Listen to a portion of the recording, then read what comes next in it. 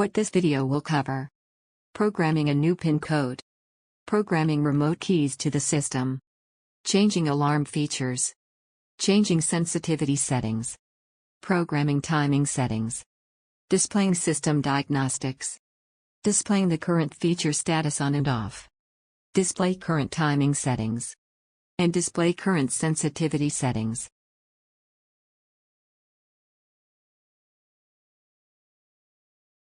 This video will give you the opportunity to pause at any time, displaying the current information on screen.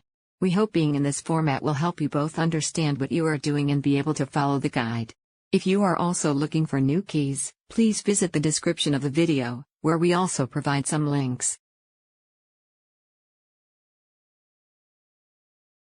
Before you start, you need to have the current 4-digit PIN code or a working key to reset the PIN. We will start with resetting the PIN, then how to reset a missing or forgotten PIN with a working key. Open the keypad, normally located in front of the fuse box inside of the car or in the glove box.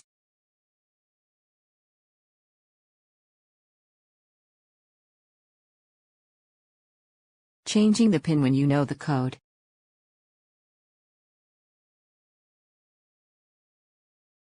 Press ***.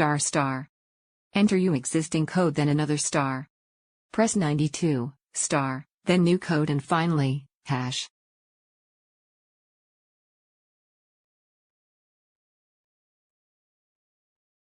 Lost or forgotten code reset with working key. Using your working key.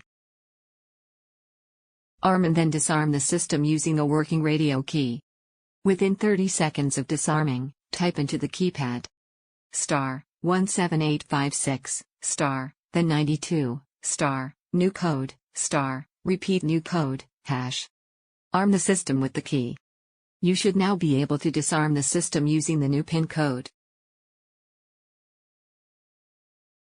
The remaining subjects in the video, as they are just settings, I will display the settings on screen for 1 minute each. Again, you can always pause the video if you need more time. I will also play some background music. I hope you don't find it too annoying.